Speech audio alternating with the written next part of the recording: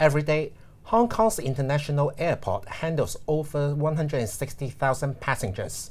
That number is set to grow exponentially when the third runway opens at the end of November. More excitingly, Hong Kong's Airport Authority will embark on a landmark airport city project that will be completed in phases between 2026 and 2031. Here with me in our studio to talk more about these plans is Vivian Cheung, Acting Chief Executive Officer of the Airport Authority Hong Kong. Welcome, Vivian. Hi, Oscar. Let's start. Can you tell us more about this plan to have this airport city? Are we entering the game too little, too late?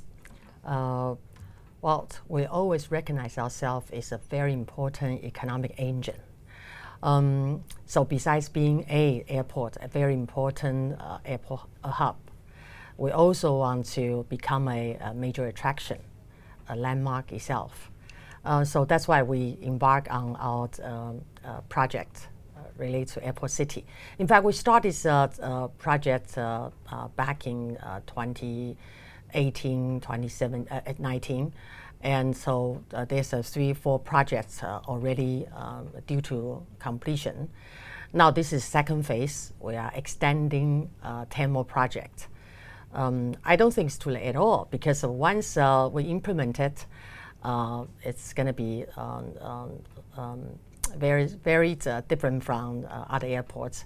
You will not see any other airport have this kind of scale of the airport city implemented. We're gonna use our land, our nearby marine, and also with the movement from cargo and passenger to induce different attraction, including, you probably have heard about a jet flash and our hub, our storage, and also a promenade with a restaurant and water sports, sportainment, and all kind of things that set our airport different out from other airports. How did you decide on the areas in the airport city? First of all, we are quite lucky. We're very close to the water. That's why we identify project that can utilize all these resources. We're also looking into what is Hong Kong's strengths, what's Hong Kong's best in. That's why we identify several projects and also fit into our land and water base. That's how you come to all this project. Yeah. Talk to me about the Art Hub element. Okay. Art Hub, in fact, first we have to look into, mention that what's the strengths of Hong Kong, and what's the strengths, what's so different about this airport, right? So airport have airside, landside. Now people, we carry goods, passenger, and from everywhere in the world. Hong Kong itself is a open port, a very low tax, it's a free trade. And you're looking at Hong Kong that currently is already the number 2 trade in terms of art, and just marginally lower than New York. So compared to New York, we can be, if we have a good facilitation, we can be number 1. Just talk about the gallery of gallery. Hong Kong have about 60-some gallery. New York probably have a 10 or 24, more than that. And we do need more gallery in Hong Kong in order to boost up that trade in Hong Kong. And same as storage. All this gonna facilitate our art trade even push further. And our goal is really help Hong Kong to become number 1 in the world in terms of trading of art.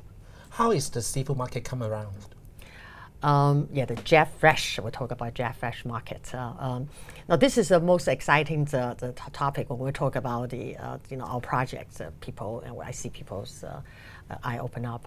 Hong Kong, not only Hong Kong people, I think nearby resident in GBA, whenever I chat with them, they all talk about they love Hong Kong seafood. And with our very good control of food regime, and also the open trade, and our very convenient jet connect to high-frequency jet connecting to nearby esprit Japan, we'll be able to could send all the fresh food very efficiently to Hong Kong. And that's what we're aiming, so people can enjoy the first-hand, most fresh food. I hope that even more fresh than what you can experience in some city in Japan, right?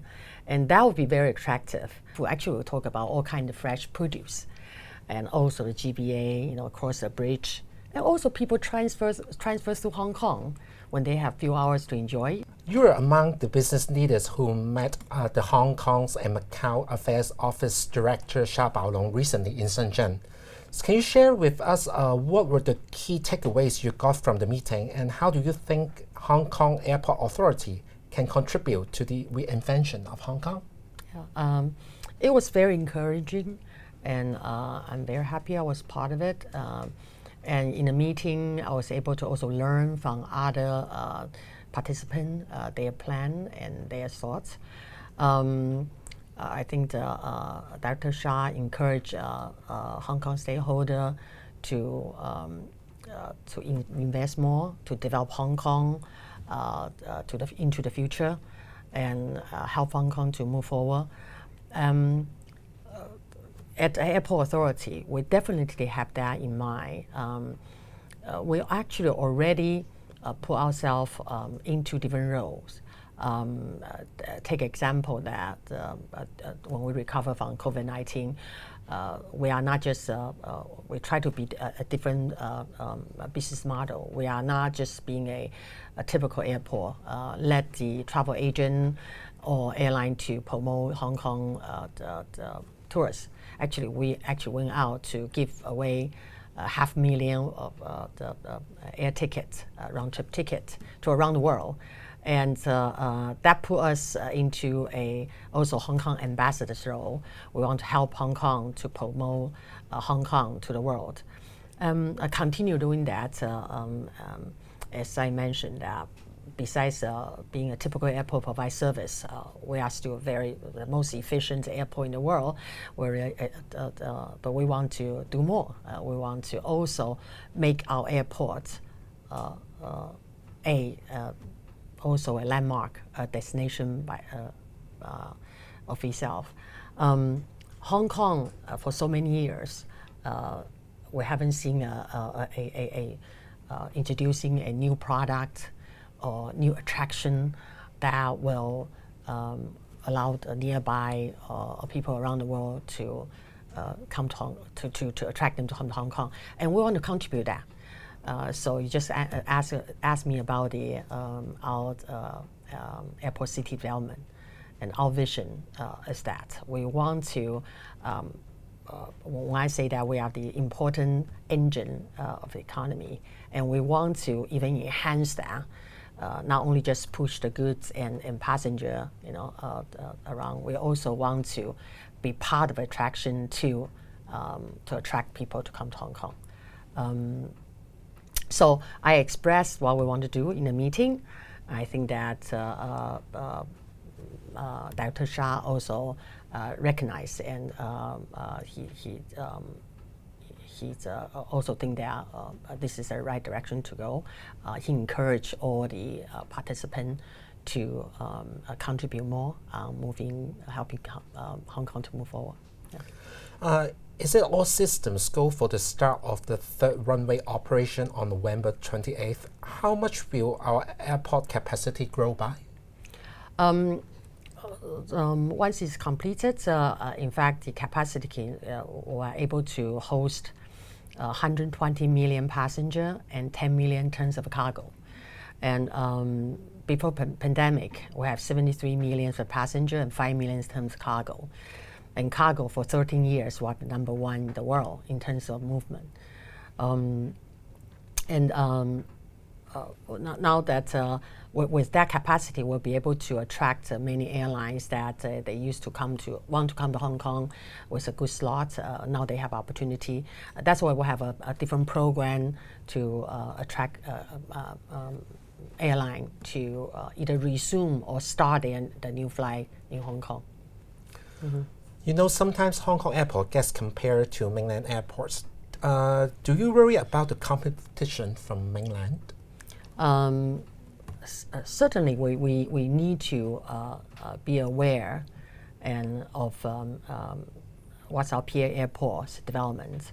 Now, all the peer airports are growing fast, and we do have continuing our own study to see what are the things we need to do to make sure ourselves we are continuing to move ahead.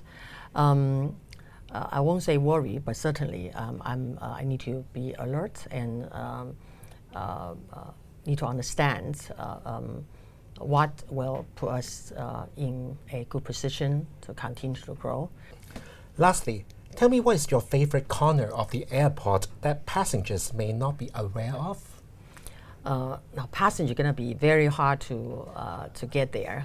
My favorite place is actually our staff canteen. And we built that canteen a few years back. It's beautiful, 3-floor high ceiling. You won't find a similar canteen in Hong Kong or anywhere else. We're actually willing to invest a lot just for our staff.